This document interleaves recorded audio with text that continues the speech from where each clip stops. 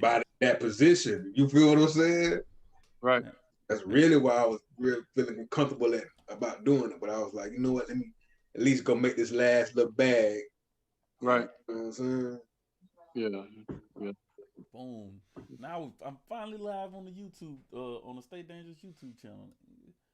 Now we finna go up. Oh, so this gonna be recorded on YouTube? Yup. Now we finna go up. You know, that's what I was saying last week. Why I couldn't figure out why it wasn't going to YouTube, and I had to create a totally different stream. Like whenever you do these streams and you create a different video, you have to copy that stream key over again. You can't use the exact same one over again. They automatically generate a different stream key, so you have to just keep doing that. And slow moment. That's it. Okay, so that's it. All right, we finna go live on YouTube now. I mean, Facebook. Shoot, there we go. Now we live on all platforms. Peace, and blessings, family. I go by the name of DJ 912. I'm in here with my Stay Dangerous partner, my boy Smurf, man. And we got a special guest, Mr. William Ward is in here as well.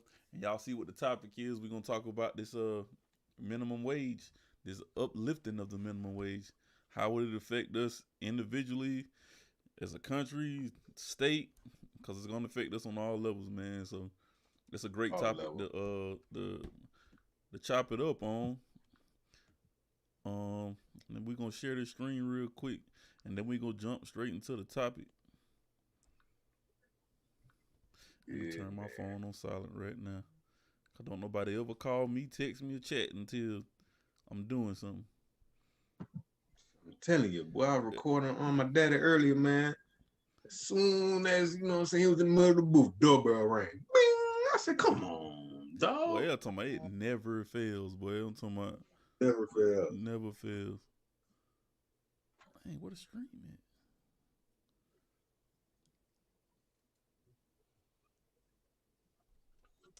Sorry, we having trouble. I don't know what the heck going on Facebook, but they need to tighten up. Y'all kicking people out for no reason, updating stuff. I heard that was just them Apple folks that was doing that, man. I heard that was just Apple users going through that.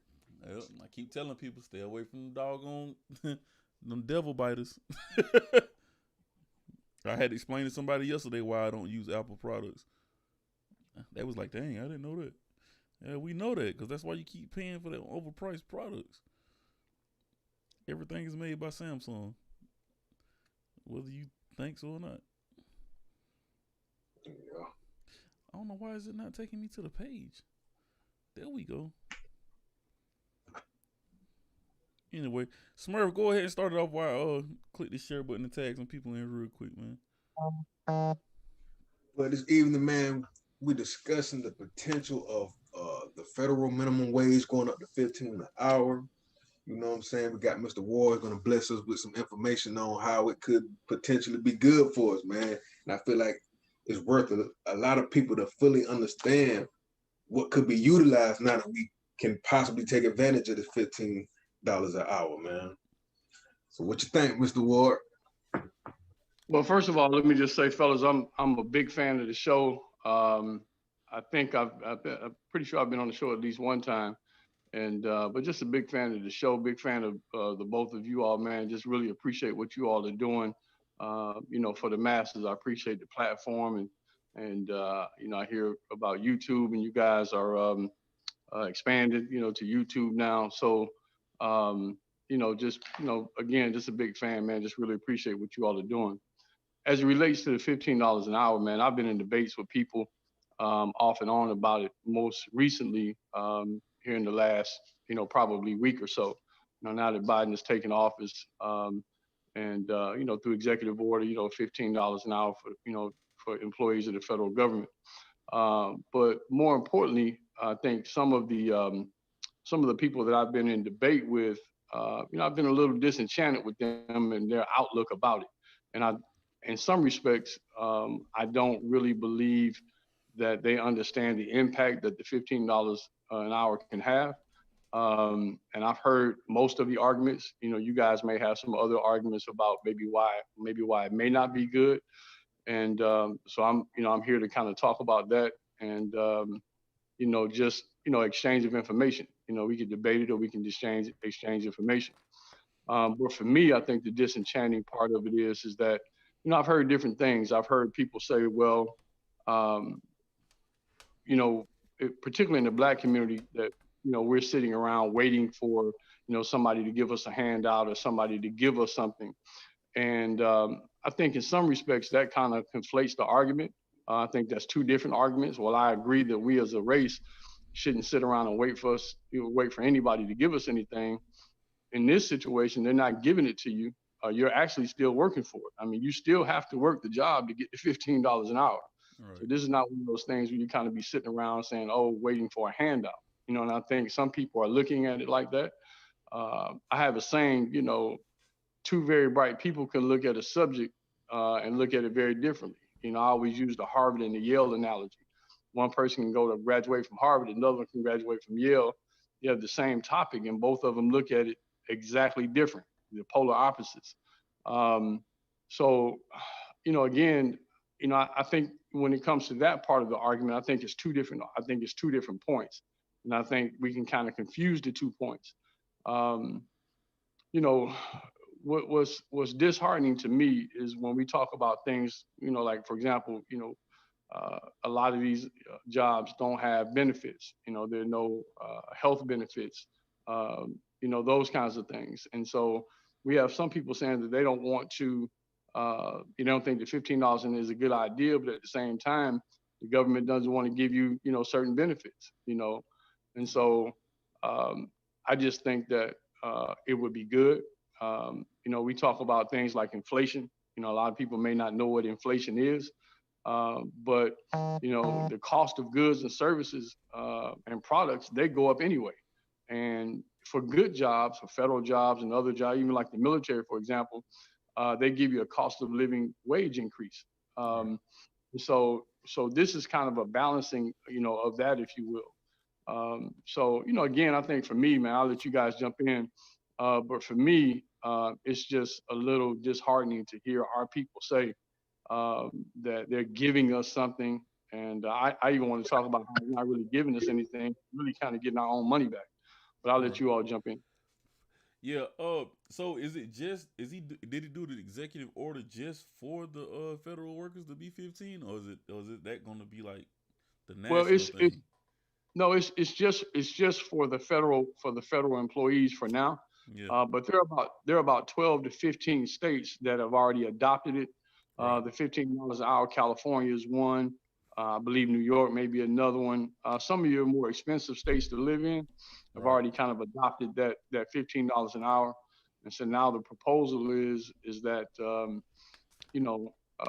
maybe some other states adopt it, or either they just do it at the federal level. Right. So as far as people speaking against it, like what would be the main reason why they speak against it? Like, is it like the whole tie yourself up by your bootstrap mentality? You think that you're gonna leave? That's part of it, Smurf, and I think that's a different point. While I agree with that point, I agree that we as a race, man, we shouldn't sit around and wait for anything.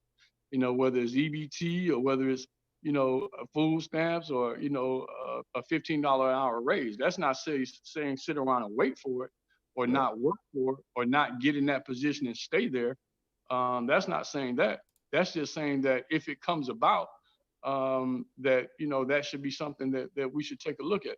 I mean, when you look at debt to income ratio, the more money you make when you're attempting to buy a house and things like that, the things that really close the wealth equality gap in America, when you go to the bank and you're saying you're making $7 an hour versus $15 an hour, your debt to income your income just went maybe above where your debt is.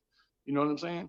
So if you have a debt of X amount of dollars and you have a wage of $7.25, but now all of a sudden you go to $15, right? Now that's double, right? Mm-hmm. So now you put yourself in a better position from a debt to income ratio as it relates to you buying a home. Now let's say you got two people in the house, right? So both of you got you, your girl, your boyfriend, your girlfriend, what have you. Now those things, now the bank looks at you different, right? And, the other argument that I hear is that people say, well, products and services are going to go up. And I challenge people to say, man, what product and service are you really afraid of that's gonna go up? I mean, gas Right. just went up to $2.30 an hour, but nobody put an extra dime in your check. You know what Right. I'm saying? Interest rates go up and down all the time, right? But nobody puts a extra, a dollar in your check. So, somebody said, well, man, what about eggs and a gallon of milk goes up? Man, stop drinking milk. You're a grown man. you know? Hey, that bin went up anyway, man. That went up Yeah. before I even started driving trucks. So they like went back and cut down on how much cereal they put in boxes and all. I know a lot of people didn't pay attention to that net weight stuff, but I used to work in the grocery store and I started paying attention to all that. All that shrunk down. Absolutely. Like you just don't know it because that ain't something you pay close attention to detail to as well. Man, grab a bag of chips and see how much air is in that bag of chips and look at the price and Right. see how much chips cost, I mean, right? shoot, Debbie cakes went up. Shoot, Debbie cakes two for $2 now. Debbie cakes Oh used to be Lord, 50 cents, God, I'm man. about to strike. Like, we got to go back to Capitol Hill about that one. For real. That ain't right. Absolutely. Absolutely. Yeah, but guys, I mean, on the serious side, these are the things that we really have to be conscious of. And then too, man, you all know better than anybody because you guys are really well read, you're well informed. There's a propaganda out there as well. There's a movement out there saying, oh, this is gonna happen and that's gonna happen. Because of course, shareholders, they don't want to pay out more money. You know what I'm saying? They're in business to make money, right? And trust me, I get it. I have stocks, I understand it, right? But there's also a saying by a philosopher that says the needs of the many outweigh the needs of the few. Right. Right now, if you look at Black America, the wealth inequality gap between Black America and white America is as big as is as large as it's ever been. You know what I'm saying? So yeah, sure. Are some things gonna go up? Yeah, but the other part of it is this, and I'll let you guys jump in. Man, we got to understand, and I know I've heard you guys talk about this a lot in terms of just Black buying power. If somebody's going to gouge you on a price, if I go buy a pair of dress shoes and I'm used to paying $150 for those shoes, and all of a sudden it goes up to $300, guess what? I'm not going to buy those $300 shoes. You know what I'm saying? I'm not forced because somebody gives me $15 an hour. I'm not forced to go and just pay the price because somebody decides to up the price on a particular thing. You have to understand that they're in competition for our dollars. And I know how long a dollar stays in the Black community, right? Mm-hmm. So just because we have to go out there and we get $15 an hour doesn't necessarily mean that we have to go spend it with somebody who's going to try to take advantage of us by raising the prices. Right. That comes to discipline and understanding what true value is. The states that have raised the minimum wage, they're doing it through I guess like a tier step program. The $15 an hour in certain states ain't gonna be until it's not gonna come into full effect until like June 1st, 2023 in some states. Right. But those states are California, Connecticut, Florida, Illinois, Maryland, Massachusetts, New York, and Virginia. That's right. Those are the states. And that's right. And that's those states recognizing that, hey, it costs a lot of money to live here. Rents have gone up. The prices of goods and services have already gone up, right? So we're behind the curve. We're behind the 8 ball. We've got to do something to catch up. And so the reason why they've kind of tiered that in, like you mentioned, is to give businesses an opportunity to kind of catch up with that, right? So it's not the shock. And I hear the argument, Smurf, too, about, well, what about small businesses? If you're a small business and all of a sudden tomorrow you got to pay somebody $15 an hour, you used to paying them $7, what's that going to do to your small business? Well, that's up to the small business to decide. I'm a small business owner. You know what I'm saying? You guys are in business, Right. So while that's going to be tough, this is before you all's time, but minimum wage used to be $5.50 an hour, right? And then it went to $7.25. Mm-hmm. So that you can make the adjustment, but what it says is that the American worker is less important than the person who owns the business. And we got to keep in mind that it's okay to own the business, but you're nothing without the people who are making the products or providing the service for you. You know what I mean? Right. So yeah, there may be some businesses that may go out of business. There may be some jobs that are lost as a result of it. But that's just part of it. Right. So do So do you think that the minimum wage increase to $15 an hour was a direct response to um I guess people saying that they're not making enough, or a direct response to somewhat kind of help pay back a lot of these stimulus packages that have been implemented?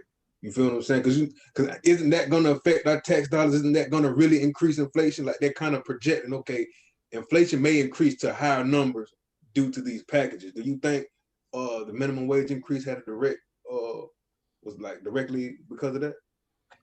I don't think it's so much about the stimulus, because the increase in minimum wage is the conversation has been around that for years. This is really not nothing new, not anything new. The reason why it's so prevalent right now is because we have a new president in office, and these were things that were talked about when we were trying to decide who our nominee was going to be on the Democratic side.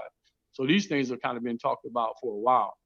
I just think that the numbers, if you look at the numbers, and you guys, got the computer right there in front of you, if you look at what the income inequality, what the gap is between white America and black America, man, it's unreal. I mean, it's in the millions and millions and millions of dollars, If I'm not mistaken, it's something close to like 50 times or something, or 250 times. Something with a 50 in it. I can't remember that much. I know I seen a graph, and it was like the white population there, like the amount of money they had circulating amongst themselves was like 100 trillion That's compared right. to black people, which was 3 trillion.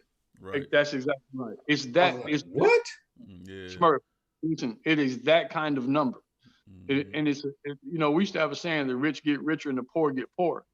And used to say it, but if you look at the numbers today, it's never been more true now.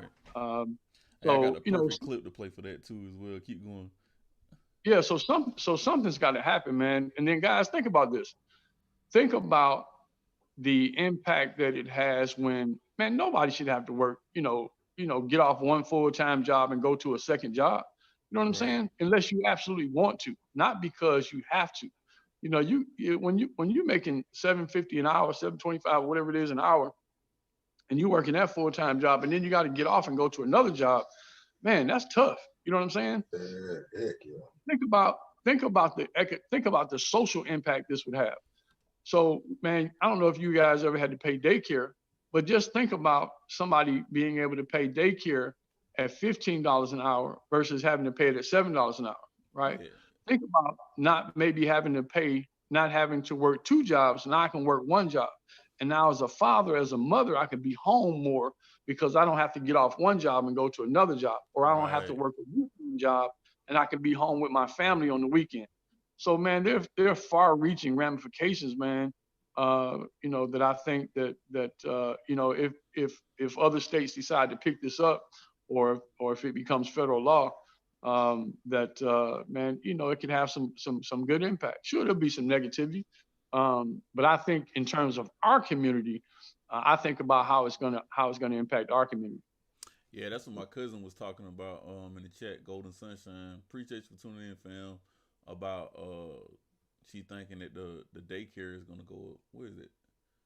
Um what- yeah, daycare. She's thinking the daycare will be higher, but man, daycare always been outrageous to me, man, because you paying like $80, $90 per child per week, man. Like that, Goodness. brother. And my little brother, he just had his baby girl. And I think he talking about something close to like a little over like $150 a week to put her in Yeah, daycare or something in Atlanta. Like, bro, right, daycare is outrageous. Period. You know what I mean? That's right. hmm And see that, and guys, that's the point. Things are high already. You know what I'm right. saying? So, is there going to be some adjustment in terms of maybe things going up a little bit? Yeah, but not to the point where um, uh, it's going to affect the whole $15 an hour. And again, you just got to understand your buying power. You have to understand that if somebody wants your business, they're going to make some adjustment for you so that they can remain competitive. You know what I'm saying? If McDonald's decided, we're not gonna have the dollar menu anymore, trust me, Wendy's or Checkers or somebody's gonna offer you something so that you can shift those dollars toward them. That's just capitalism. That's just the way it is. And Right. see, a lot of people don't understand states like California and Florida. They don't necessarily have a dollar menu either, though.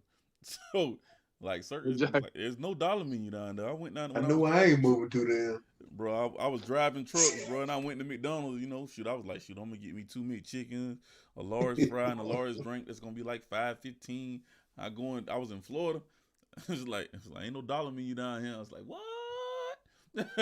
Like, no, Playboy. But we also have to understand too, man. I'm gonna keep hitting on that every day, dog. We also have the understanding that how to manage our money. Like, just because we get this $15 an hour, you know what I'm saying, minimum wage, whenever it comes, don't mean you just, oh, now I got room to go buy me a car. And you need to put some money back first. Put you 6 months worth of savings up or something, and start investing in the stocks. If it ain't but $20 a week, I'm up right now in the stocks that I've been investing in the groups that I've been going to. But there's other ways to make money, and that's how they keep outbidding us in generational wealth, because they started understanding the money, and that's why that wealth gap continues to grow as well. Start understanding how money works. You don't get it to spend it. You know what I'm saying? All the time, you have other things you need Man, to take care of to make it grow. you make a great point. I think we all know that when that $1,200 hit, it was not for us. When it's you got to look at the word stimulus, right? The reason why they call it stimulus is because they want you to spend it, right? And if you keep the money, that's not stimulate. So the $1,200 was to give to us so that we could turn around and spend it with someone else. The $15 an hour in some respects is the same way, right? Right. You know, we get the $15 increase. They're hoping that just like the trend has been in our community, that dollar only stays in our communities, 6 seconds or 6 minutes or whatever it is, right? So you make a great point in terms of just because we get the $15 an hour doesn't mean we have to spend the whole $15. So yeah, I agree with you. Hey, hold on just a second. Hey, Charles. I'm kind of behind in the chat, but Charles, you still in here? You talking about 600 a month for what? Daycare out there? What, you in California or you in Texas? Good God Almighty, boy! 600 a month for daycare? You talking about mortgage payments? Some folks mortgage Yeah. payment. You know what I'm saying? Property taxes. That's crazy, yo. That's Listen, basically hey, what Big V paying. what'd you say, Smurf? Yeah, I was saying when he was saying how his brother paid $150 a week. That's the same thing with Big V paying. that's crazy though, Right. boy. I'm talking about, I'm done with kids, man. I tell people too, man. Oh, he daycare in Houston, man. Like I tell people too, man. You have to start understanding too. The kids.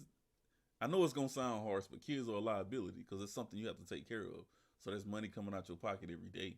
You know what I'm saying? Like, there's no stopping when when that child needs something or something like that. So that's an expense. And if you want to grow, I'm not gonna say don't have kids, but you need to strategically plan it. You know what I'm saying? It goes real in depth. And I talk to my sons about it all the time, especially he done got this little car and stuff. But hey, tighten up, little buddy. You're not gonna have all that going on. You know what I'm saying? Guys, one of the things that I look at is that when I'm trying to decide if something is good for our community, is how hard the other side tries to fight to keep it away from us.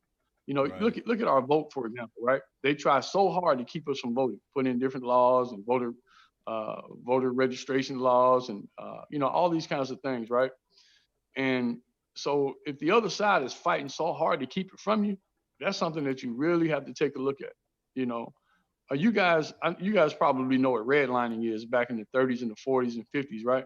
Right. Mm-hmm. So this, I give you an example. I had somebody tell me the other day, I was working on a house and this guy had a rental house, white guy. And he said that, the people had kind of left his rental, it was a little jacked up or whatever. And he said that, the next time that I rent this property out, I'm going to, scrutinize it a little closer, the applicants a little closer, and I'm going to raise the rent to $800 a month. Well, man, first of all, I mean, far be it for me to tell a man what his property is worth, because I wouldn't want anybody to tell, what any of mine are worth. But if you all saw this property, man, you would know that it's not worth $800 a month. But the point is that was his way of redlining, right? You can't just Right. outwardly discriminate and say, I'm not going to rent to this person because they're black, right? But you can raise the rent to a point where the chances are that certain black people would not be able to rent that. And we know that in the black community, man, affordable housing is just almost null and void. Even in Vidalia, man, the rents in Vidalia have gone astronomically high. Right. And so going back to the $15 an hour, if you're making $15 an hour, now you have an opportunity to maybe compete for housing, maybe in a better neighborhood, maybe in a better situation. You know what I mean? But if you don't have money, man, unfortunately, what's the old saying? Money is the key to end all your woes. I mean, that's just what it is, So I don't want us to be tricked into thinking that, we're sitting around and we're waiting on somebody to give us something and that kind of thing, and this is somehow a handout. You got to work the same 8 hours for that $15 that you would. And then I had somebody ask me, well, man, I've been on the job 5 years and I already make $15 an hour. Now here's a guy coming in behind me making the exact same thing I'm making. And I said, yeah, so what's your point? Well, he said, well, I don't think that's fair. I said, well, logic says that the company's going to give you some more money because you have more responsibility. So in effect, you're going to get a raise as well. So by the sheer nature of them getting the $15 an hour, you may get $15.25, right? But you would not have gotten 25 cents had they have never gotten the $15. Right. So, we just have to be careful, man, about, like you said, the propaganda and who we're listening to, who we're getting information from. And will there be an adjustment? Absolutely. There's going to be some things that's going to go up. But as you said earlier, if you're disciplined, you're a sharp shopper, you're more conservative. When we understand that there's certain things that we buy that we just don't really need, we want them, but we don't necessarily need them. And invest in the things that's going to really help us with generational wealth, such as buying property and things like that. Man, I think we can make a good use of the $15. Right. Hey, man, for everybody that's in the chat right now, I need y'all to hit that like button. I need y'all to hit that share button. So man, when y'all do that, we actually grow as a channel and we start seeing people that we don't necessarily see. And that also helps us, cut back on our advertising costs. So if y'all like what we doing, man, make sure y'all share so we can reach other people. I hear a lot of people all the time talking about us, or I get the phone calls, man. But make sure y'all hit that share and that like button. We appreciate it. You know what I'm saying? We're trying to grow it the way it is something national that we can get paid to do and do a lot more research. Because the next stream, we gonna be doing a lot of research next week, so we gonna go in real heavy. Y'all make sure y'all tune in, man. Can't wait. Y'all make sure y'all tune in. But I found that video clip, and I want everybody to pay attention to this. And this is why I also say about start understanding money. We have to start understanding money on a totally different level. So y'all can follow people like Dave Ramsey and financial gurus like that, and they're gonna give y'all great tips on just how to put back money and cut back some things. But with all things, it comes with discipline. If you don't have discipline, you're not gonna be able to do it. So you start small and then you grow. But here go the clip. You never educate a person you're gonna dominate. That's a no-no. You train them. So we're trained to hold jobs. We're trained to be taught a certain way. We're not trained so that you can begin to create. And yet, blacks create everything you can think of. You go back through the list of inventions by black, almost everything you find out there was invented by a black person. So like all he's saying is, you know what I'm saying? If we want to grow, they're not going to teach it to us. They're going to keep us in place, so to speak.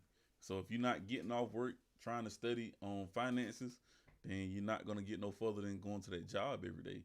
I know all three of us on this stream right now have other streams of income coming in or working on building other streams of income. And I know a few more people in the community that does as well. And that's what grows us outside of these 9 to 5s. Other than that, you know what I'm saying? It's just going to be a never ending cycle, so. Yeah. And you know what, man, for your listeners, I'm on this whole thing about value now.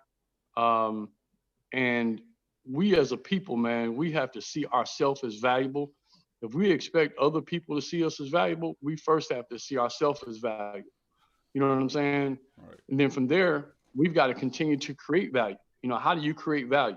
You know, if you go back to slavery days, right, picking cotton, as he just said in the clip that you just played, inventing things, making things, there was value. They looked at us as being valuable, as property and things like that, right?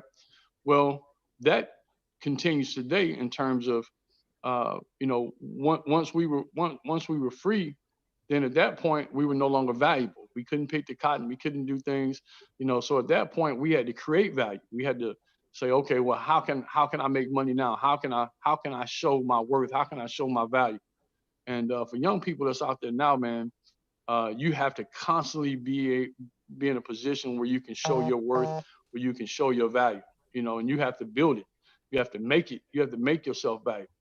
But from within, if you don't see yourself as a commodity, if you don't see yourself as valuable, then how do you expect somebody else to? Right. So you do that through education. You do that through entrepreneurship. You do that through credit and generational wealth and all these things. But that's how we continue to make people see us. Is that they have to see us as valuable. We have to see each other as valuable. And then you got to look in the mirror, and then you have to look at yourself as valuable first and foremost. We all probably have something, man, that we probably threw away. We probably discarded it at some point. And the reason why we did that is because we didn't look at it as valuable anymore, right? You're more likely to discard things or not give things attention if there's no value in it, if you don't see the value in it. Right. I could probably ask each one of you, what's the thing that you have in your life that's the most valuable? Whether it's a relationship or it's a material thing. And I bet you know exactly where it is right now. If it's a material thing, you could probably go put your hand on it. You probably wipe it down, you wash it off, you protect it, right? That's because you see it as valuable, right? So that's how we are as a community. If we don't create value and if we don't make people see us as that, and we don't see ourselves as that, then we run the risk of getting discarded. Right. So do you believe like a lot of those people that you spoke to that was disagreeable about the whole $15 an hour, do you feel like they just got to a point to where they gotten out of touch because of their tax bracket? You feel what I'm saying? Because I don't see too many people that's on the level of trying to come up with what can honestly fathom speaking against something like $15 an hour, knowing what's going on out here in America if they knew. You feel what I'm saying? So why do you think a lot of people get so out of touch? I think it's a number of things. One of them is the one that you just mentioned, is that, yeah, they get out of touch. I've talked to young brothers, man, that, God has blessed them to be able to, have a small business. And because they came up and they're doing, well or fairly well in that small business, they kind of forget where they came from. I know people in much, much higher brackets, right? Millionaires, the same way, that have kind of pulled themselves up, as you mentioned earlier, by the bootstraps. And yeah, they kind of forget where you came from. And then I think some of them, man, are just, just misinformed. Maybe getting their information from the wrong people. That kind of thing. So I think there are a number of reasons why people think the way they think. And when you kind of begin to delve into it, like we talk about home ownership, debt to income ratio, and all those kinds of things, you remind them that that's how they got where they are. That's how they were able to go and borrow the money to start the business or to get lines of credit or whatever it was. They had to show a level of income to be able to do that. So I think it's just different trends of thought for just different people depending on where they are in their lifestyle. Right. I think too, when it comes to money, people start insulating themselves around other people that they want to be around that's in a higher position than them. So they don't necessarily see those people, you know what I'm saying? And I'm not gonna say necessarily the bottom, but the people that they left behind, they don't see them no more. You know what I'm saying? They just see the people that's in the position that they in or in higher. And so they steady try to strive for what's best in that particular avenue. So they do become this unaware of what's going on, you know what I'm saying, to the people that work for them or the minimum wage workers. They don't see that no more. It's a good question in the chat. Nigeria asked about it. She was like, what about the dismissal of student loans? I got my own thought about that. But what do y'all think about that? I don't know if he gonna do that or not. Um, I well, first of all, I think it's a good idea. I hope that it does happen, because again, uh, our community, I think, are the ones who get uh, taken advantage of. If you will, as far as student loans are concerned. When you go to college, man, they offer you that student loan, man. You take that money, you get that check. Nobody really breaks it down and explains to you the long-lasting ramifications of that. And so, because of our own upbringing, our own lack of information, lack of knowledge, particularly if you're a first generation, college, like your parents or your grandparents never went to college, and all of a sudden you find yourself on a college campus, man, and you're trying to do everything you can to succeed. And, you start hearing about all the things about, oh, well, you can get this check and get that check and you keep this portion of it. And it helps you right then, but nobody really educates you about it, about how it can affect you later on. And so I think because we are the ones that are disproportionately taken advantage of, as far as that's concerned, I think that there's a reckoning that needs to happen with that as well. And I just really believe, man, that America, we can do what we want to do. I really believe that we print money whenever we get ready. Right now, there's a tsunami over in South Asia. Man, we're gonna send millions of dollars over there in aid. Right. And we're not worried about the debt. We're the biggest country. We got the biggest military. Who's gonna come and collect on it, really? That's why I'm a big believer in healthcare. I'm a big believer in college. I'm a big believer in this healthcare. All of these kinds of things, man, because I just know the hypocrisy of it in terms of us, the United States. We spend money on what we want to spend it on when we get ready to spend it. But it's the ones like us who have been taken advantage of for so many years. It just seems like they do everything they can. They fight so hard to keep it from us. All you have to do is look at the Capitol. They stormed the Capitol, man. That was in an attempt to keep this man in office, which was a deeper thing to keep us, the benefits and everything that we could get. So, right. That was a long answer, but yeah, I believe that if there's something that could be done with the student loans and giving people relief from that, because again, those things affect your credit and all that kind of stuff. Right. And man, when you can't buy property, when you can't buy a piece of this dirt, man, that's the other part that's contributing to this big inequality in terms of economics and why they're getting richer and we're not so much. Hey, Smurf, speak on it, but I'm gonna make this fact, man, because I posted it on the Stay Dangerous page not too long ago. Y'all can go back and look, but 90% of all millionaires have a $1.4 million real estate portfolio. I'm gonna say that again.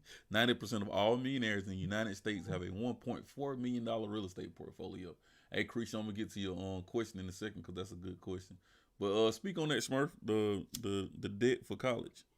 I feel like that's the least they can do. You feel what I'm saying? Yeah. At this point in the game, with all the mismanagement that has been going on with the politicians, all of the undermining of Black communities, especially on the economic sense, that's the least they can do is get rid of the student loan debt. Because in my opinion, I believe education, especially higher education, that could be a benefit. And like Mr. Ward say, give a person more value, especially in the workspace. That should be paid for by the government. That should be something that should be a no-brainer to pay for. You should offer people that for free, in my opinion.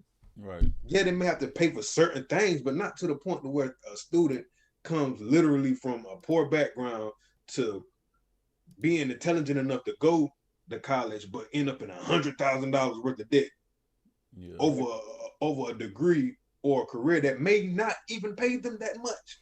Right. Right. You know what I'm saying?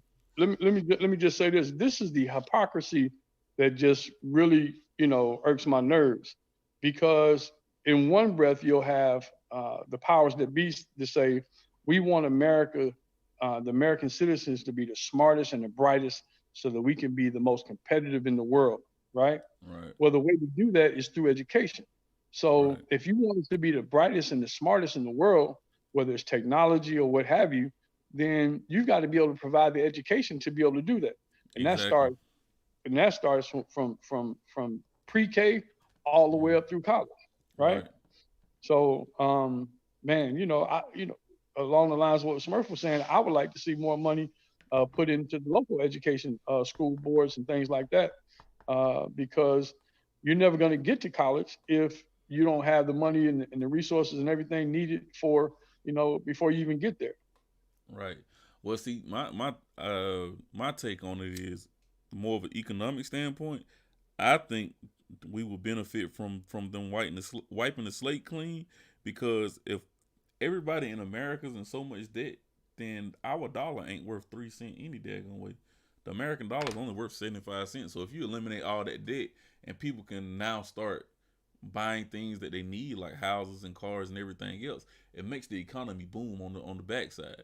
So why not get rid of that overhead debt? But I think America is such a capitalistic society, and so many of these loan shark loan companies are in the pockets of the politicians, that it would never happen. That's one of my takes on it too. But also with the education side, I didn't know the United States offers free education for foreign exchange students. So whatever other country they from, they can come to the Right. United States, get the education, they can leave. They don't have to pay anything back. I found that out a couple years ago from a guy that was working at Dot Foods. He was doing an internship at Dot Foods or something, and he was like, "Yeah, we don't have to pay nothing. We can just come over here and learn." And I was like, "What? That makes no sense. Like, you're giving out education free to somebody that's gonna go big up their country and expand their country, but we can't even do it in the house. You know what I mean? Like, that makes no sense whatsoever at all. So like, I would like to see that change as well, man, because like you said, if we can't educate ourselves on what's going on, or how to get something better, then we're gonna keep falling down that back. We're gonna keep falling backwards down when it comes in terms of education. Things like that. Shouts out to JG. He just jumped in the stream. Well, in the chat. What's happening? And Uh, that was the point that I made earlier about if there was a tsunami that hit South Asia right now, right? What would we mhm. do? You hear on the news that we sent, X amount of $1 million to, that particular country for relief, for aid. Hurricane season happens every year. What happens, right? We send, millions of dollars all around the world, Mhm. for different types of aid. No, I have no problem with it, have no issue with it. But don't tell me here in America that we can't do certain things, because we can. It's evident that we do it when we want to. So Yeah. And my only thing to that, I would want to know, on the back end, does the United States charge interest to these countries for loaning that money out? Because I think that's how they make the dollar look better. But Cree, she just gave a good tip. She said Tennessee offers free education for technical colleges. I did not know that, so that'll be something smart to do. Matter of fact, I think what's the name? Son went up there and went to a tech college. well, Georgia does it in some respects. I mean, if you have grades and you got the hope and Right. certain things, there's a variation of it that Georgia does as well at the tech school level. So I mean at the the 2 year level. So we Right. do it in some respects, but it should be wherever. You Hey, should. I just Mhm. seen a TikTok yesterday. This girl was saying you can get 79% of your degree faster through this online thing. Oh man, I know I didn't download it either. I usually share it, but I don't know if I did. But some school online, something online, right, where you can go and take certain courses online, and you can complete your degree faster, and you save money in that way. I don't think I even Talking about saved it. Khan Academy. I don't know what it was. It's kind of almost like a third party thing though. Like, it was dope too. I was like, dang, that's fire. Let me see if I can pull it up on TikTok here in a minute. But Cree asked back in the chat too. She asked, how do we start building generational wealth and longevity? And I'll kick that topic off, and I throw it to you, Smurf. I think it's more on the line of educating ourselves about what money is and how to use money to benefit us. Cause I've ran into a lot of people, and they just live for the weekend and drink that weekend. And then when I come along, they was like, "Well, why you ain't drinking?" I said I don't have nothing to celebrate. So when I get something to celebrate, I'll start drinking. And that's just one thing I just said I'm gonna do because I heard a couple of motivational speakers and people like that say it. So it gives me something to work harder for. And they was like, that's weird, that's crazy. And I was like, how is it weird? Like, That's an incentive. yeah, like you know what I'm saying? My boy J-Bo, he just hit a couple numbers on his stock portfolio. And I've been, you know what I'm saying? We've been trading back and forth information, and he celebrated the other day because he hit a number. That's the only time I know that he drank. It's not an everyday thing, but that gives me something to push harder for. You know, give us something to work harder for. So we have to start incentivizing ourselves like that instead of just getting off drinking a beer every day or getting off, you know what I'm saying, going and get a fifth of hen every weekend. Start small. You know what I'm saying? That $30 a weekend, $40 a weekend on a bottle, that can add up over time. You know what I'm saying? Well, you can put that $40 towards stock market and flip it to 100 in 2 months, something like that. So, you know, that's one way. But I think we have to stop looking at each other as we have to stop looking at the black community derogatory as well. We look at other men and it was like, well, he can't come over here and do this because, you know, whatever. And we have these little animosity beefs that gets us nowhere. You know what I'm saying? I feel like white folks laugh at us every day because of stuff like that. You know what I'm saying? You go buy HK and somebody else go buy a SKS, probably made by the same company and the same man getting money off of it, and we sitting here killing each other. You know what I'm saying? But we're not, you know what I'm saying, defending our homes in certain aspects. I just think we have to smarten up and, you know, hold ourselves, like Chris said earlier, to a higher accountability. You know what I'm saying? We got to start putting ourselves at a higher standard so we don't fall to these small traps. Yeah, and I feel like, as far as like accumulating wealth, people got to stay ahead of the curve. You know what I'm saying? Right. Like how you were saying, like, you got to incentivize yourself by going out here and learning how to get the wealth. Once you learn how to get the wealth, you will start to understand how wealth can flow. You know what I'm saying? Understand that when it comes to power and wealth, it never stays in one spot for too long. Like right now, the dollar bill is falling in value. So you want to start putting your money in different avenues that's worth money. You know what I'm saying? So if the dollar bill was to fall, you can have something to fall back on, that's an asset to fall back on that's worth money, like the cryptocurrency, like certain stocks that have that are innovative that you know are going to be utilized more in the future. Just staying ahead of the game. Because if you stay in the old mindset of, okay, let me just go to work and just save my money and hopefully I can be wealthy one day. I'm like, you ain't even doing the full breakdown on your own situation. You're not looking at the whole scope of what's going on in America. Stuff is moving and shaking all the time. Some things are losing value and some things are gaining value. What are you doing to understand the things that are gaining value and how are you investing in those things that are gaining value? You feel what I'm saying? Right. You got to stay ahead of the curve. So this is my answer to Creep, and it's a very good question. And there are you know hundreds of thousands of young people that need to hear exactly what you guys are saying and what I'm getting ready to say. In terms of generational wealth means that you have a level of wealth that you can pass it to your kids, and those kids can pass it to your grandkids and things like that, right? That's generational wealth. So the very basic way of starting it is just like you said, Smurf. It's finding something that appreciates in value. Most everything that we buy depreciates in value, right? And this is for the young lady. I'm talking to her. Everything that you buy, for the most part, depreciates, right? The moment you buy a car, you know, it's the day you drive it off the lot, it's $1,000, $2,000 less than what you paid for it, right? One of the only things that you can buy that appreciates in value or holds its value, as long as you take care of it and you buy smart, is property, right? Mm-hmm. So go buy a home. People spend the majority of their life paying for two things: houses and cars. If you can never get one of those knocked out, you got half the battle won, right? I never ever go and pay for a car through a loan, right? Every car that I get, I pay cash for it, because I don't want to have a car note. When it comes to debt to income ratio, right? You're looking to purchase something. If you don't have the debt of a car note, right, the bank looks at you favorably for that, right? But now going back to the house or the property, you buy the house, right?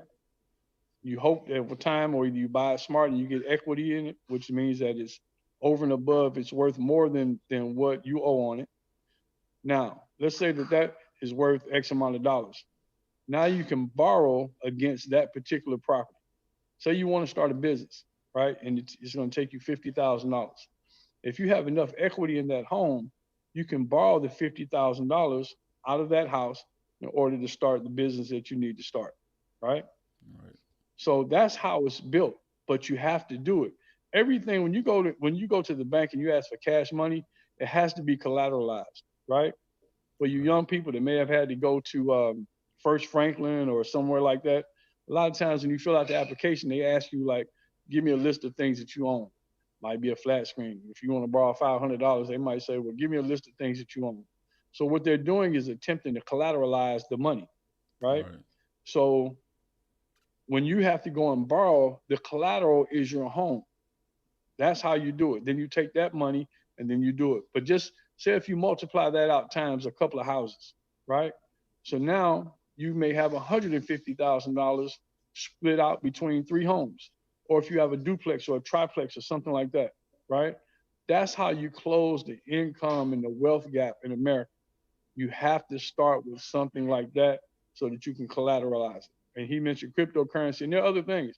They're not, that home ownership is not the only one, but it's probably the simplest one for a novelist, for somebody who is trying to get started, right?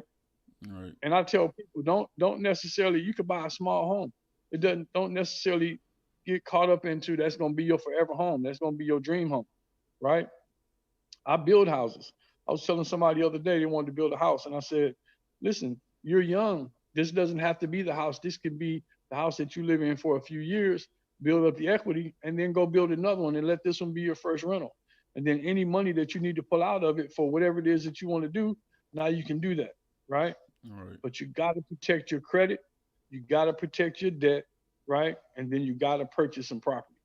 You got to do that. Yeah, I'm gonna tell you a thing that I began to realize. I always knew it, man, but I didn't know how much it really affected people. I've been cutting logs in the log trucks for the past year.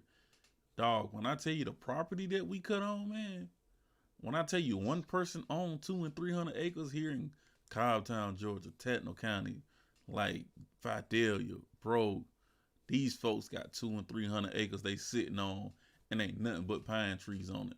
And they cut them every 10 to 20 years, however long it take. I think it's like 20 to 30 years, if I'm not mistaken. But depends on what kind of tree they plant. Yep. Yeah, and then some of the time, like if it's pine, they have people end up picking up the pine straw, making the money yearly just off the pine straw. Bro, it like the game that we play, the sweat equity is what it's called. Us going to work every day to make the money, when they sitting on their tail to make the money, bro. Like that, I'm telling you, dog. We on the spot. We just left a spot. It's 300 acres, all pine trees. Bro, you know how much money they made off that junk? Off the straw alone, like you said. Bro, like it's different ways, and we're gonna have to start looking for them to create these like generational wealth gaps, close that gap. Also, like I've been looking into a lot of rental property stuff. When you buy a house, if you're gonna use this rental property, I think they use the income from the rental property to help qualify you for the loan anyway. So like that rental property income is also like the type of money that you make.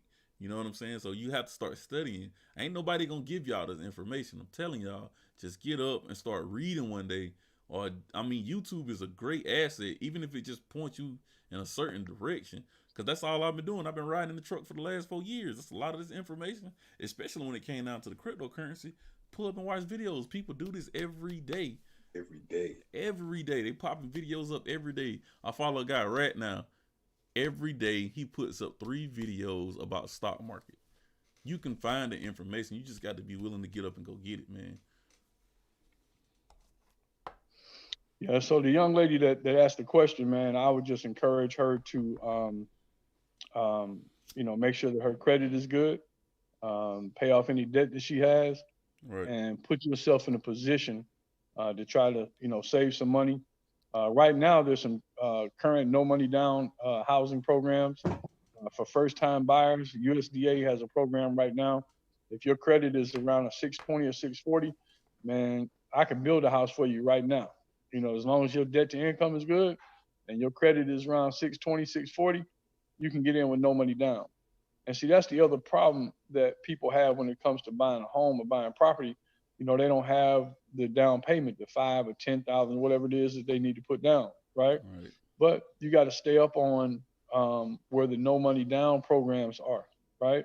Right. So, that's a big deal. If I don't have to have the money down, and all I got to do is have decent credit, and I can get into a house, boom, why not do that? Right. Because the rents right now are so high, it's going to be cheaper for you to purchase a home than it is going to be for you to rent. Mm-hmm. Yeah, I can say, what up, little bro?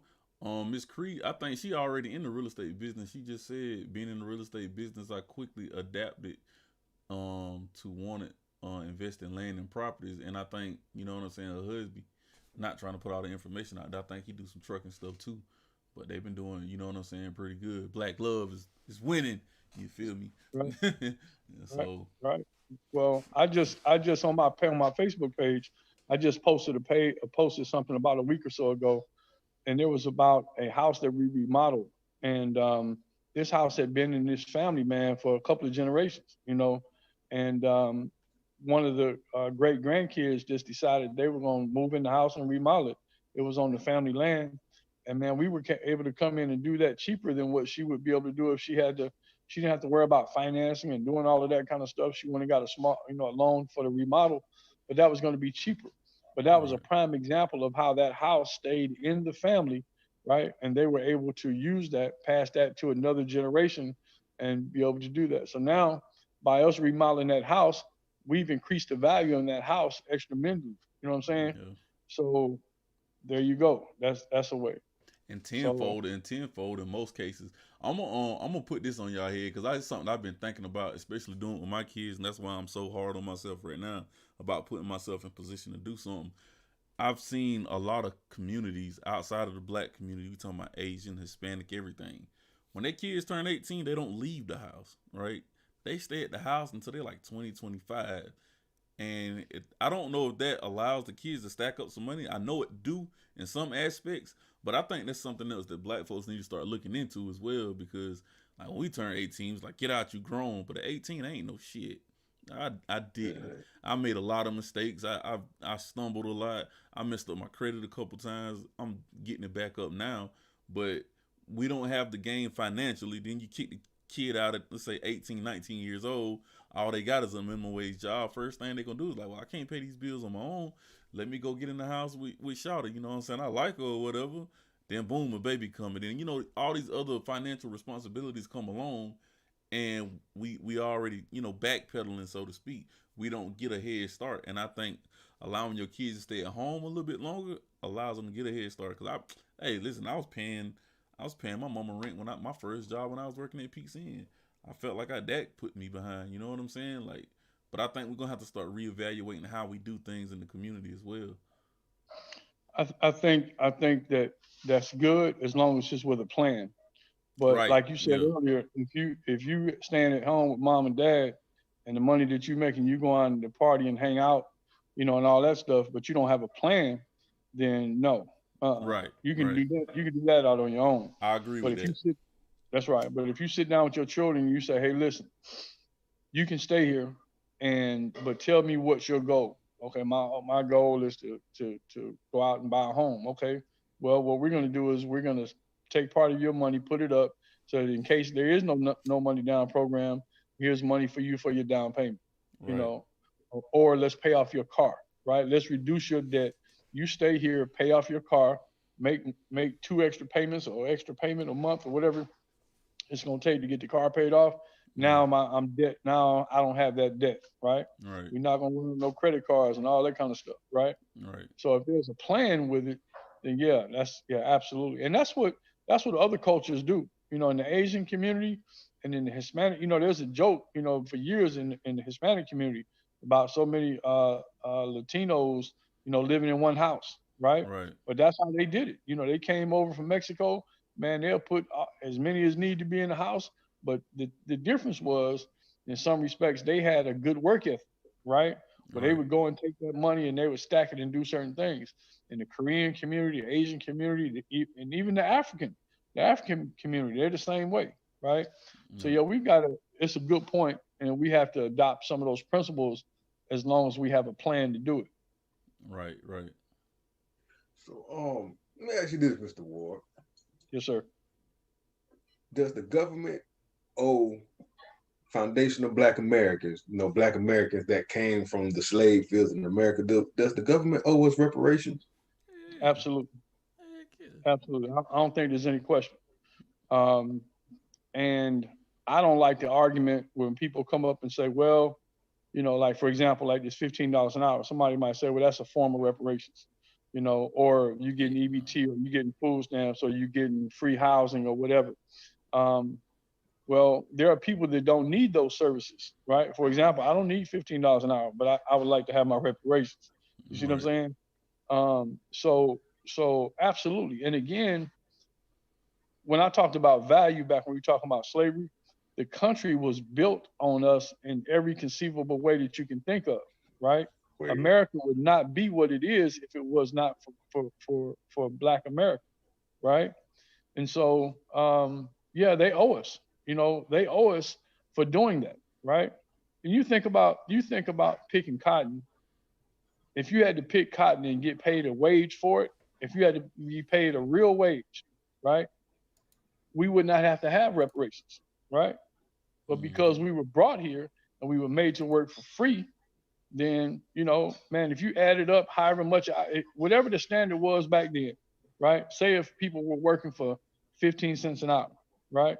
Well, you multiply 15 cents an hour times 40 hours a week, time however many slaves it was for however many years it was in slavery, and you add that amount of money up, right?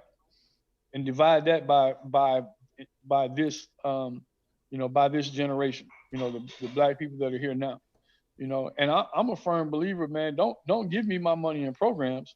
Give me my Right. money. Let me Exactly. decide what I want to do with my money. Straight Now, it's out. gonna be some people that's gonna blow theirs and gonna ball out, and they're gonna, okay, that's on them, right?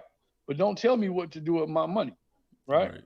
I don't tell you what to do with yours, right? So yeah, Hmm. I absolutely believe that that reparations need to occur, and it needs to occur in some type of cash value. do you think I don't do you think we'll think get it though. I don't think we'll get it because them giving us reparations tells the world that we did something wrong. But I'm gonna say this too, and every other culture has gotten some form of reparations except Black yeah, people. Every culture has got some. Hey, while we on the topic though, Cree is in the real estate business. So if y'all need something, man, hit Cree up. I just pinned her comment in the section. She's in the city area, but I'm pretty sure she got a far outreach. You know what I'm saying? She can probably do some things in other places. You got Cree up there, you got Cannonball Bud, and you got Brian Somerset. Those are three people I know that's doing real estate in the Atlanta region area. Go holler at them, man. so with Joe Biden's presidency, right? Mm-hmm. I know a lot of Black people was advocating for him, and they was happy that Kamala, who I know is pretending to be African American, I know they feel like they're gonna do something for us. I want to know, like, what are we getting? What was Black people? I ain't talking about, what I'm saying, the immigrant Black people. I'm talking about Black people that was, what I'm saying, descendants of slaves. What did he promise us that made Black people go so hard for him? I don't think it was so much. Um, I don't think it was so much Black people going hard for him as it was wanting to get rid of Trump. I Boom. think he was. Such a cancer. Um, Trump probably should have been a two-term president. If it wasn't for Twitter and if it wasn't for all the things that occurred during his presidency, where he showed his hand, to really be what I would deem a racist president. he probably would have won again.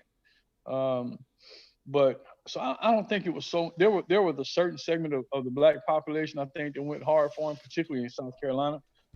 South Carolina has always shown up for Biden, but I think it was more about Trump. And let's not get it twisted. Republicans helped get Trump out of office as well. There was I mean, Obama would not have made president had it not been for some white people. Trump would not have been out of the White House if it had not been for some Republicans.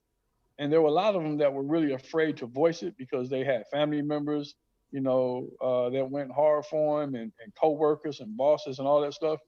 But the one thing about our democracy is that when you go to that ballot, when you're in that booth, right, you can say one thing, but you can do another, right? And so I don't think it was just on black people that helped get him out. I think there were Republicans from a moral perspective that was like, you know what, man, enough is enough.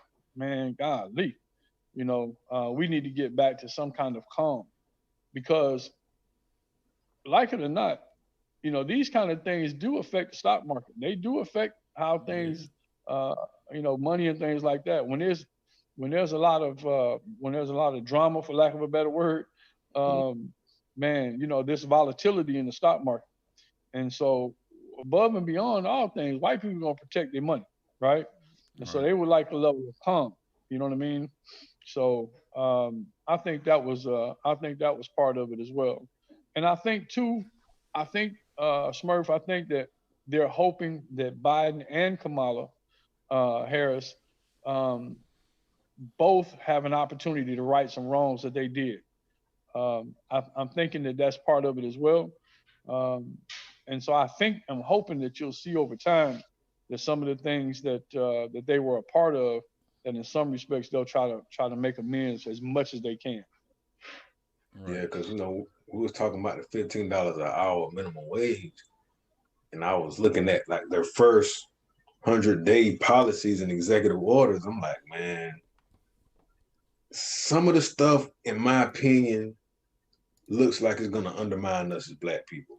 So I feel like it's time for us to really advocate more for reparations, because a lot of people that complain about, man, I can't never find no job, I can't never make no money. I'm like, with his executive orders that he just implemented, the first, I want to say 6 or 9 of them benefits immigrants. Right. 11 million immigrants. He already signed an executive order that's going to make it easier for them to become U.S. citizens. Meaning that now you was already complaining about not having no job now. Right. Now you're going to have to compete with 11 million people who 9 times out of 10, they ain't going to want as much as you want. They ain't worrying about no $15 an hour. They're going to take whatever they need to take. Give me a chance. You know what I'm saying? To get some money. They already give them free stuff, so I'm like, dang, what did we really vote for? But see, the thing is too, man, that's one of the things that they bash Trump on. And I think, I'm not saying I'm gonna go hard for that man. I'm not saying that he was right in the things he did, because he did some utterly stupid stuff. But I think what he was trying to do was get the country to start insulating back to bringing the jobs back and not importing so heavy. That's why the tariffs and stuff was going on. I think that's what he was trying to do. I just think he was an idiot in opening his mouth and going about it certain ways. You know what I'm saying? But those are the things that I think Trump was doing that was going to benefit the United States as a whole, and not just, one group of people. But yeah, he was pandering to the racists, because let's keep it real. A lot of people in the white community are racist, and that's where most of the wealth is. Right. In the white community. So he looked at it like, if I can use these insulation and over conservative tactics, I can use their money to somewhat bring manufacturing, like you said, and stuff back to the country. Right. But I wasn't gonna vote for Trump.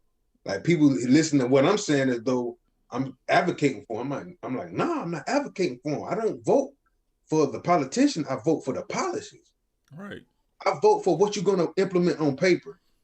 And because black people, we complain about our situation economically so much, which we are granted we should, because it's messed up.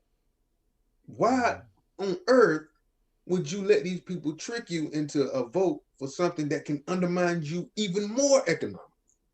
Yeah. And vote for people that has policies in place that have destroyed us on paper. Right. We gonna have this discussion next week. Boy, I can't wait for this. I can't wait for this discussion next week. Boy, I got some stuff in the chamber for this cat here.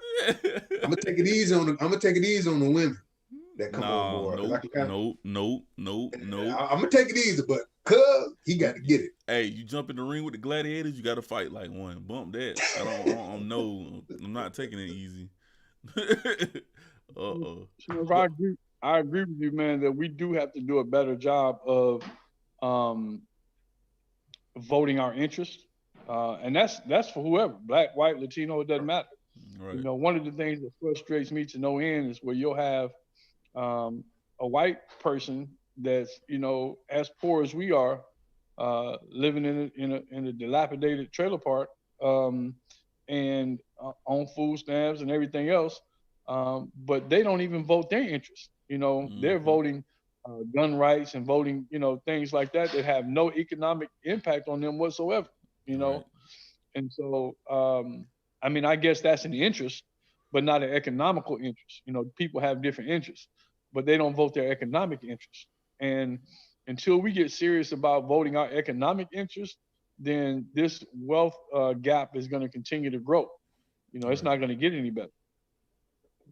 I think we're going to have to start looking, like black people as a whole, man. I don't know what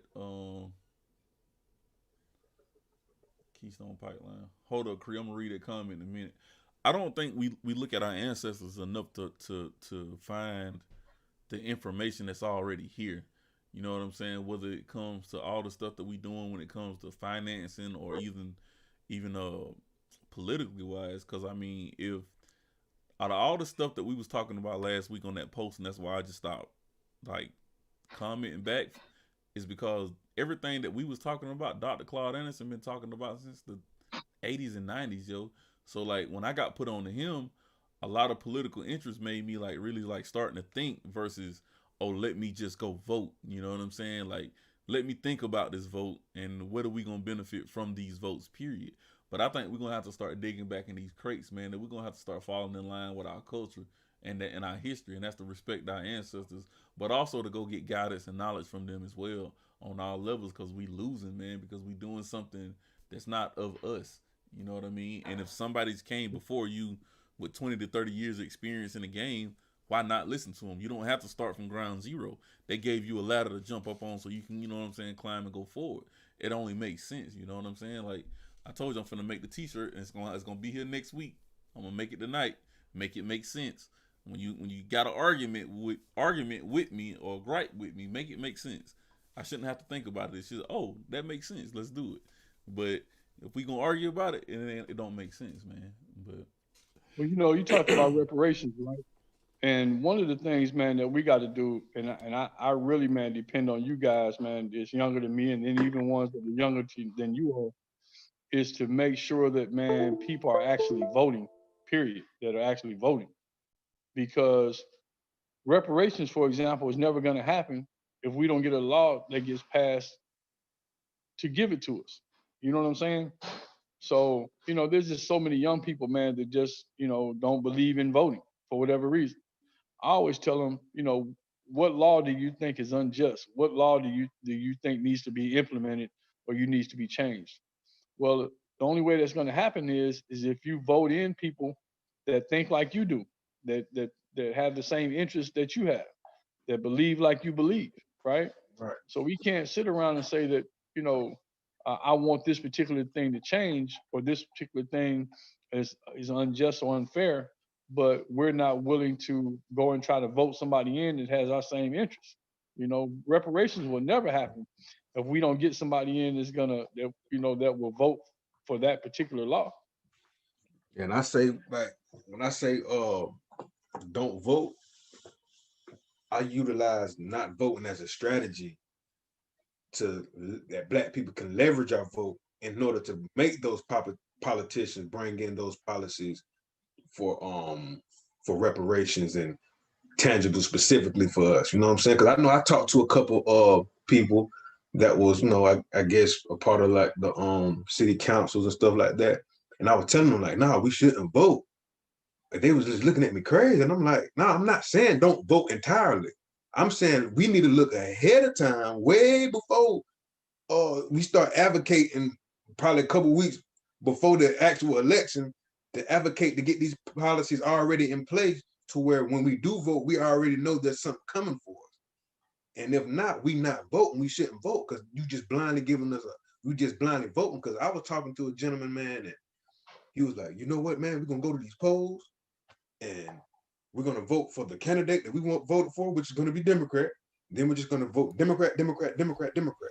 And I was like, why are we doing that? Like, what if I don't know these people? What if I don't know their policies? All right. You feel what I'm saying?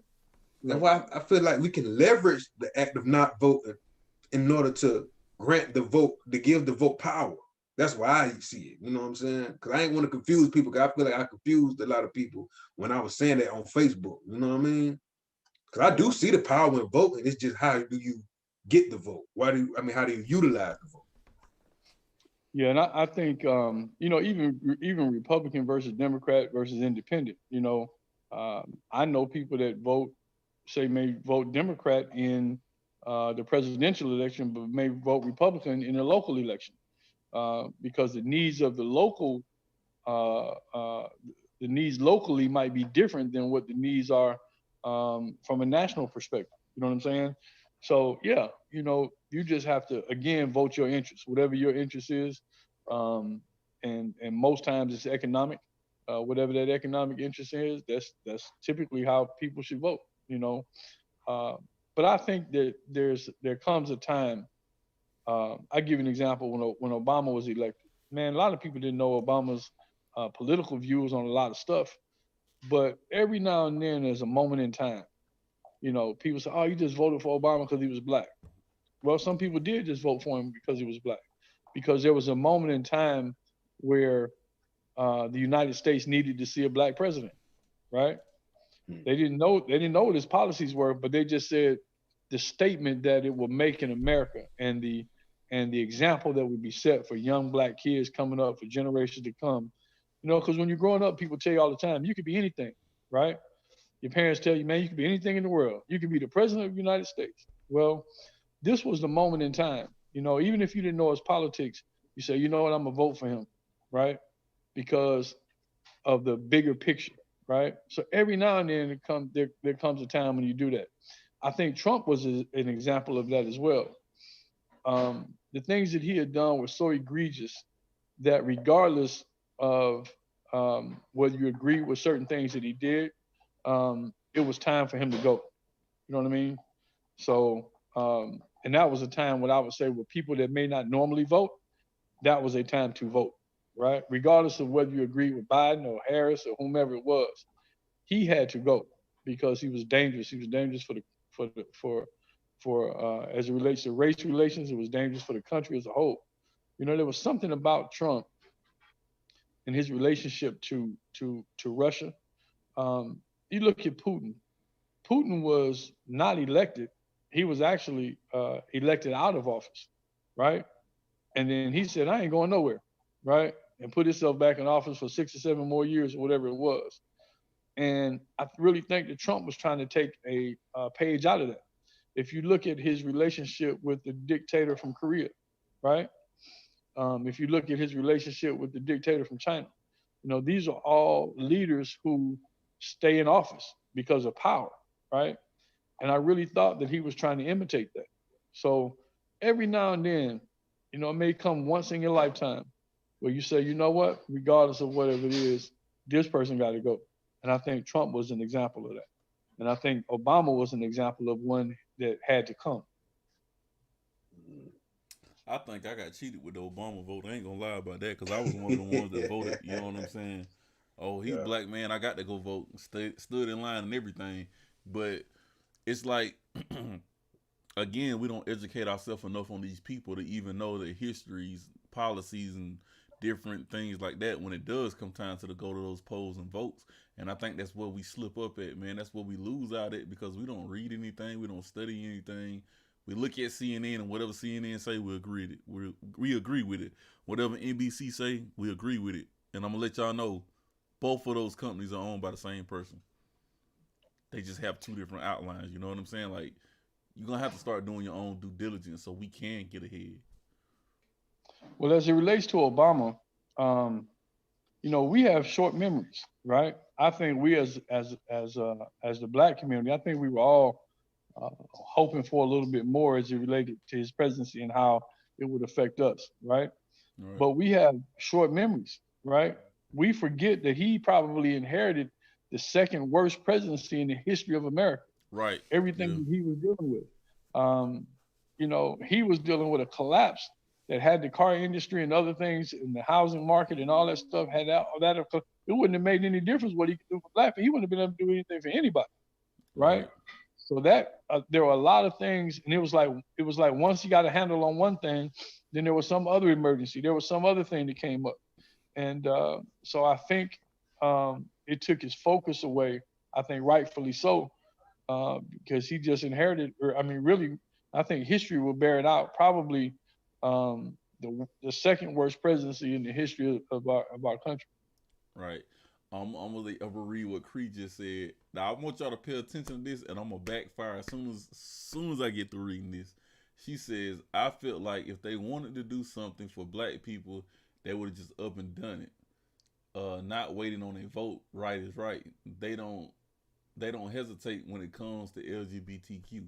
Now, no diss to the LGBTQ community, but y'all know they put money in these politicians' pockets. Obama was the first one they put $1 million in his pocket for. And that's what Black people not understanding. We live in a capitalistic society, so if you want something done, you got to get some money. Period, man.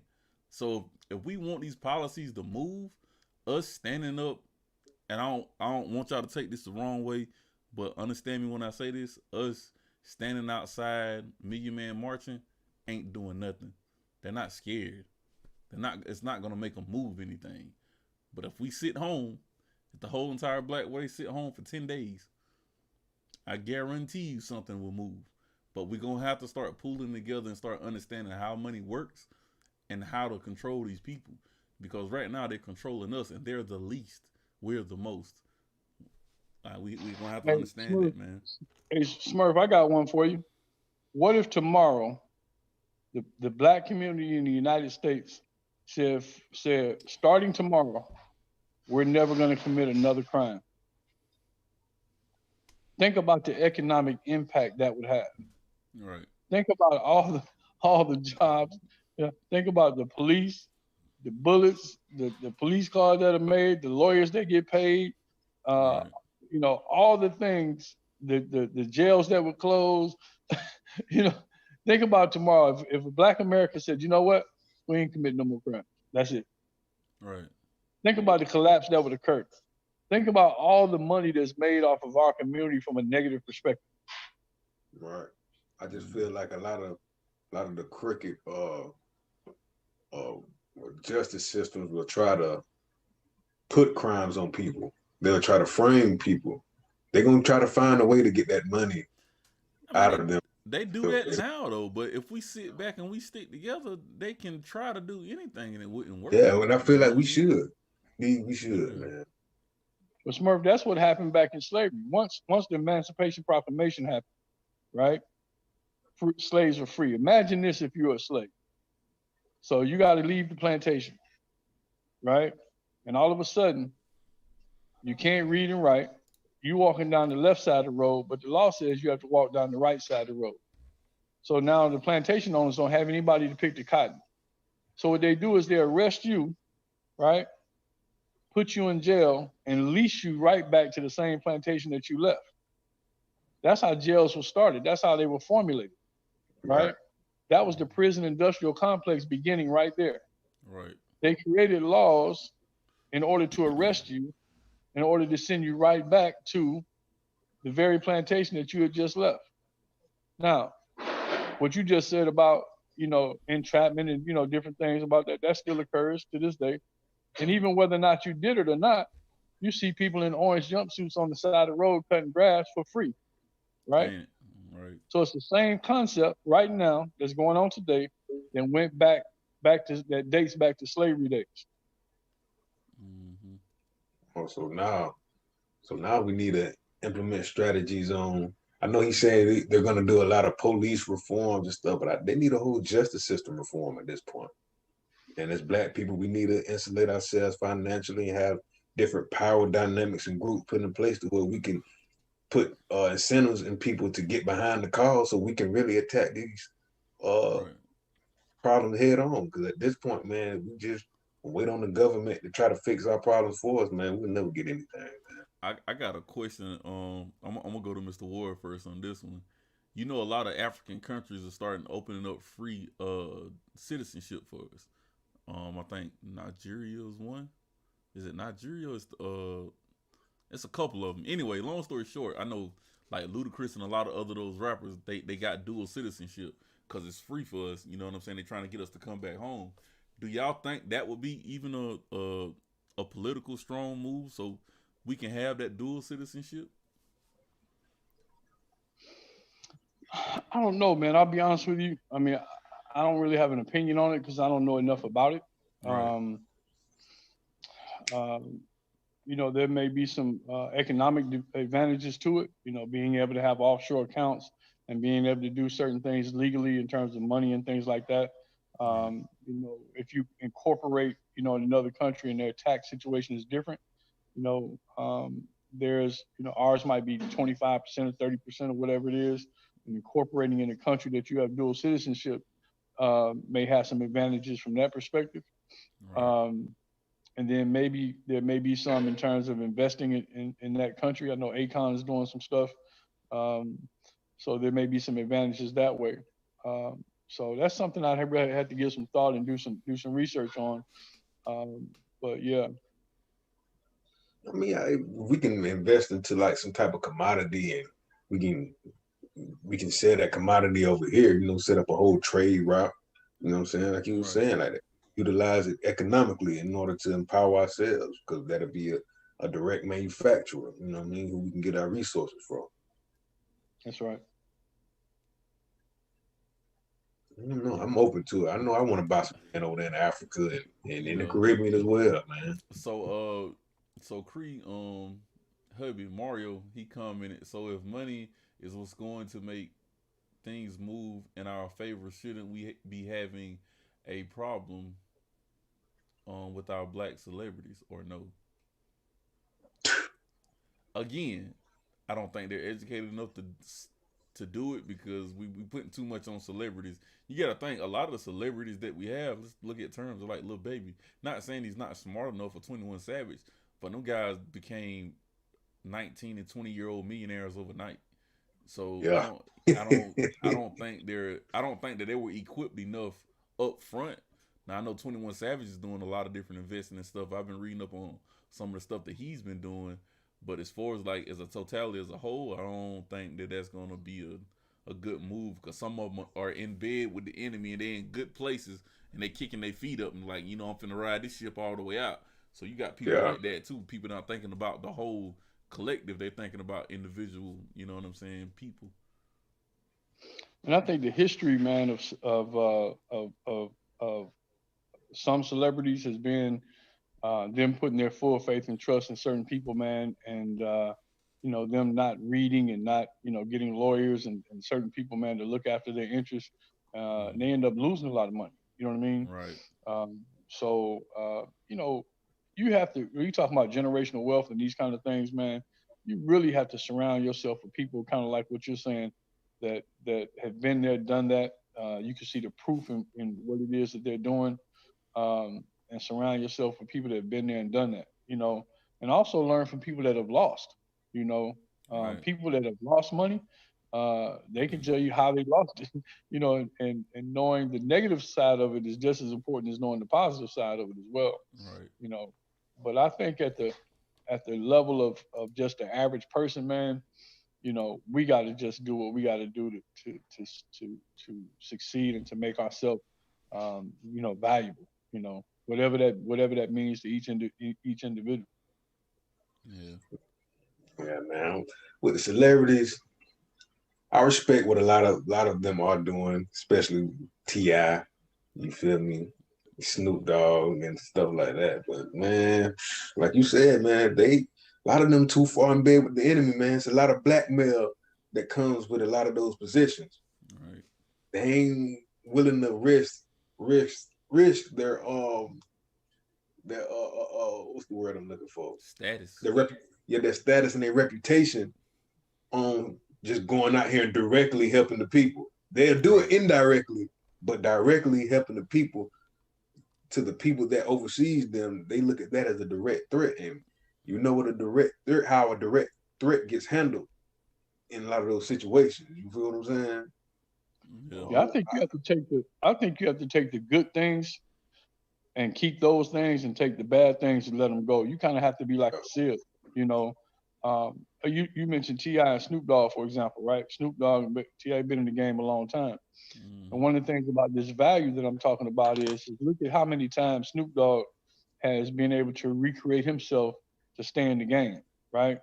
He's been able to, when one thing kind of goes by the wayside, he recreates himself and shows value and creates value in a different way. T.I. the same way. So while you may disagree with some of the other things, you just take the good things and you be smart enough and have a level of discernment to say, you know what, man, I don't agree with that, but man, this part right here, I'm gonna use that. I'm gonna take that part. You know? Right. That's why I look at Nipsey Hussle's rise. So like I got a microscope on it. Because like when he was doing what he was doing in the streets, he started buying properties and stuff, and that helped them get out of the streets and just completely focus on music and stuff like that. So I mean, like we have to take those people, like you said, the good with the bad. Everybody don't come from a good situation. There's a lot of bad things done in the dark, whether we see them or not. But you're gonna have to learn discernment. You know what I'm saying? You know who to follow and who not to follow, and what to do and what not to do. Your gut tells you that, and we all have a strong enough gut feeling. Well, you know, there's a saying that says, you know, I can tell a lot about you by the 5 people that you hang around the most, you know, by your 5 circle of friends. And so it really is, man. You know, there's a saying, birds of a feather flock together, right? So you really do have to surround yourself with like-minded individuals, you know, people who have the same goals and aspirations that you do, and people that have been there and done it before. Right.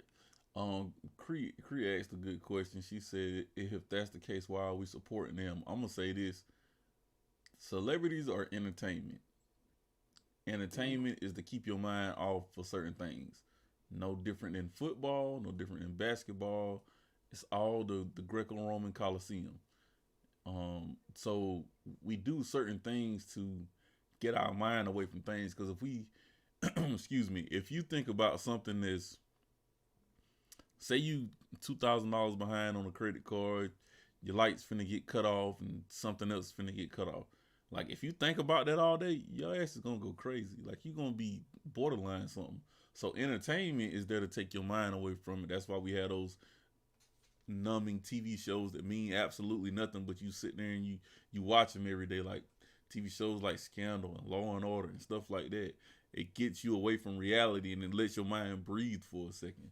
So we can't keep putting like celebrities. We're not saying the way black people look at celebrities. I think we look at them like the Yales and the Harvards people. They're not those people. You know what I'm saying?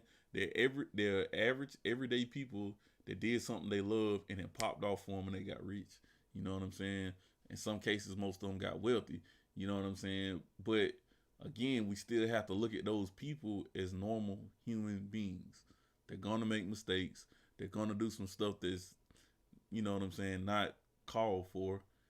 But at the end of the day, they're still regular people. They still have to be educated on certain things. Look, Boosie didn't even know he could vote. He just voted for the first time this year. Same thing with a couple other artists, you know what I'm saying? And they been getting money for a long time. You know what I mean? So like we still have to educate those people.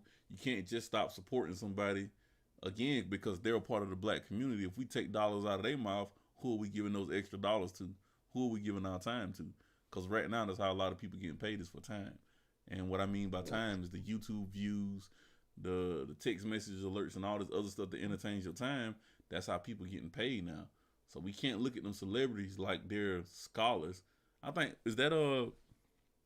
was Malcolm X that said that? Like we're the only community that look at comedians and basketball players as the scholars of our community or something like that. And that was Dick Gregory. But Malcolm X probably said it too, though. But I think I heard Dick Gregory say that. Yeah. Yeah, and I think you make a good point about the support. You got to really define, what you mean by, what, because support is such a broad word. But it's okay to support people who support you or support your community. Right. The reality of it is whether it's basketball players, or football players, or baseball players, or singers, or rappers, a lot of times, man, they do contribute back to the community. Through meals and just a plethora of different things.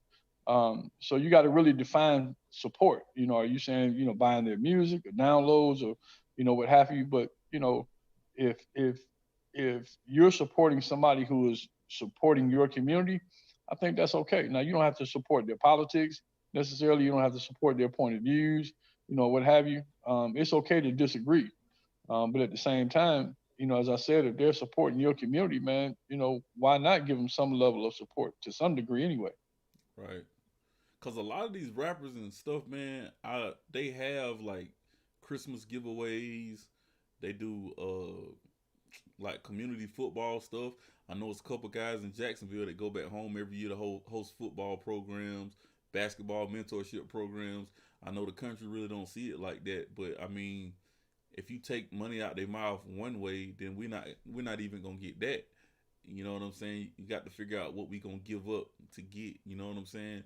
But it's still, I think we have to put more pressure on the politician and policies so that other things can move along without us just looking at the celebrities. You know what I'm saying? Even with this minimum wage thing going up, like that's a pressure that should have been applied a long time ago. They got it's a website out that shows you how much money it takes, the cost of living for each state. And man, if y'all look at the cost of living for each state, we don't make nowhere near the amount of money that we should be making to even just survive. You know what I'm saying? And we're surviving off nothing. So we have to come out of the survival and start thinking about thriving in a lot of, you know what I'm saying, ways and aspects as well too. So I mean, everybody ain't gonna, like I said, everybody ain't gonna do good things all the time. There's gonna be some bad somewhere. So you're not gonna get a 100% good person. It's the balance, man. Well, we got to take a page out of our forefathers, man. We got to learn to do more with less. Just like we've been talking about earlier in the cast, about, this $15. And just because, somebody gets that dollar amount doesn't mean you have to go out and spend every last dime of it, Right.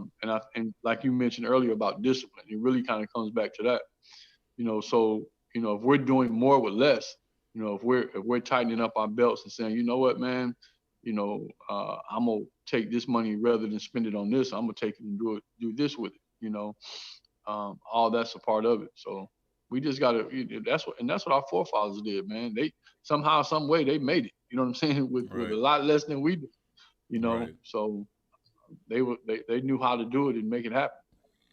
Mm-hmm. Top. Yeah, it was a great bill here, man. I like this bill, man. Learned a lot, for real. I hope, and I truly do hope this $15 an hour, man, can really help us get to a point to where our people can at least come out the struggle. You know what I mean? Like a person at this point, a person shouldn't look at somebody giving them $40 or something. Oh my God, just thank you, Jesus. You feel what I'm saying? Right. Like as black people, we need to get past that point, man. Right. And I'm not blaming them for that situation, but it just shows the lack of responsibility of politicians and management to even let us stay in that point for so long, man. Right. Or if you make it, go ahead, Mr. Ward. I'm just gonna say this last thing, man. You make a good point, and I don't ever want anybody to interpret my being positive on the position of the $15. I don't want anybody to ever interpret that as complacency. That doesn't mean, oh, get this $15 an hour and stay there, right? Anytime you get into a position, you should always have your eye on what the next position is. What's the next move? Making your next move your best move, and I think that's a fear too for some people to say, okay, we'll get this $15 an hour and we'll be happy and we'll be complacent with that, because the reality of it is that's what some people has done with the 725. You know, they got to the 725, and that's, you know, they like, hey, you know, as long as I can get some blacks and I do this and that, you know what I'm saying, whatever, I'm good. You know what I'm saying? So for some people, they think that the $15 an hour may help contribute to that complacency, right? My argument to that is that you already got people that's complacent, right? So do I want to be complacent at $7 an hour, or do I want to be complacent at $15 an hour? You know what I'm saying? Let me work on trying to get out of that complacency, but don't hold me back. Don't not give me that because you think of what I might not do or not do. You know what I mean? So yeah, get the money, man, but don't be complacent. You know, get the money, use it wisely. If it should happen to come down, and for those people that's on the federal level, you know, that's already getting ready to get it, man, good for you. But just be wise with it, man. You know, get your credit right. You know, and start investing in something, whether it's money, whether it's, you know, other money, crypto, real estate, you know, whatever it is. Right. I'm gonna say this, man. I appreciate everybody that hit that share button. Walls, Thailand, we can see y'all. Nigeria, everybody that keep coming in the chat. Shout out to Charles, and we appreciate this conversation, man, because it's a conversation that the community needs on all levels. And from these conversations, I hope we spark some interest to teach and build. You know what I'm saying? Start in the home first. We can't save everybody, but if we can save, you know what I'm saying, the kids that are under our roof, then they can save somebody else. We can keep, you know what I'm saying, spreading like that. You know, each one teach one. W.E.B. Du Bois had a paper written called "A Talented Tenth." Said that each person needs to teach somebody a different skill. So if I got a skill, I'll teach it to Smurf. Now Smurf got 2 skills, he gonna teach it to somebody else. And that's where that concept comes in from. And as long as we keep sharing like that, we can grow exponentially 2 to 3 times as fast. You know what I'm saying? And that's how we really, you know what I'm saying, build and overcome, get that generational wealth, get that knowledge and understanding, get that wisdom. So we gonna have to keep doing that as well, man. But I'm gonna play this clip, man, and we're gonna get up out of here. I found it on TikTok about the girl explaining how she got her degree in like 3 times the speed or something like that. But here you go. And make sure the volume turned up on it. My bottom half is pajamas and my top half is business because I'm working remotely. But anyway, you do not need to go to college for 4 years or 3 years or even 2 years to get a bachelor's degree. Depending on what you want your degree in and where you want to go to school, you can get your bachelor's degree in about a year. And I'll show you how. This is Sophia for $79 a month. They are partnered with a lot of universities, and you can take low-cost, self-paced college-level courses. You take as many as you want in the month frame. Some of them I have completed in a day and got 3 credits, and some of them take a week or 2. Take your time. Here is an SNHU Business Administration plan. Everything in green you can take on Sophia. Everything in yellow you need to take at SNHU. If you take just 2 Sophia courses a month and pass them along with taking your 2 8-week term at SNHU, you save 3 years and $24,000. Let me know if you need more information. What's a piece of information that you learned? Wow. Now that's what I mean by the information is out here. It's out here, man. Depending on what you're looking at on your TikTok, your Instagram, it shows you other things relating to that. So, I mean, that's exponential growth right there. You know what I'm saying? Alone, man. I get all kind of stuff on my TikTok like that every day. That's why I be liking it and saving it, because you can go back and post that see link in the comment section, fam. I got to figure out how to do it. I got you, though. I'm most definitely finna post it. Copy link. Man, that's crazy. Yeah, man, the information out here, man, as y'all can see, just understand these YouTube algorithms and stuff. The more you like, that's what they're gonna keep showing you more of. So if you like a lot of financial stuff, if you like a lot of, you know, ratchet stuff, they're gonna show you what you like more of, because they want you to stay on their platforms longer. And that's how they do it, by keep showing you things every time you hit that like button. Or you might like this, and they show you those suggestions. That's where they get the suggestions from, the algorithm in each website, whatever, like whether it's YouTube, Instagram, Facebook, TikTok, all of them. That's how I share it to my inbox. I got you, Walls. I'm finna share it in the chat, man. I know that's some information a lot of people be wanting to use. But yeah, man, appreciate you, Mr. Ward, for coming through, man, and even, you know, blessing us with that topic as well, because that's something I've been talking to different people about for I know at least a year, 2 years, man. Yeah, I appreciate it, man. Thank you all for having me, man. And you know, if anybody needs any information on anything that I might be able to help with, you know, I'm at William Ward on Facebook, the one from Los Angeles. You know, inbox me or send me a friend request or what have you. And so if there's anybody, I build homes. You know, I help you find financing. You know, all that kind of stuff. So, you know, anybody that's in the market, you know, for a home, you know, from a licensed contractor perspective, hit me up, and I'll be glad to try to help you. Hey man, and he's very helpful. Anytime we had different conversations, Sir. man, like he gave us game for days. And so we need people like that in the community. Yeah, we talking about building and growing as communities, man. Like that's how we do it. We link in with our elders. We get education from them, you know, and we teach them things too, because there's a lot of stuff on this internet stuff that they don't know about. You know what I'm saying? So it goes both ways, man. It goes both ways. Absolutely. Yeah, man. So we appreciate y'all. Thank y'all for tuning in. Make sure y'all hit that like button. Make sure y'all keep sharing it. Make sure y'all invite people to the podcast.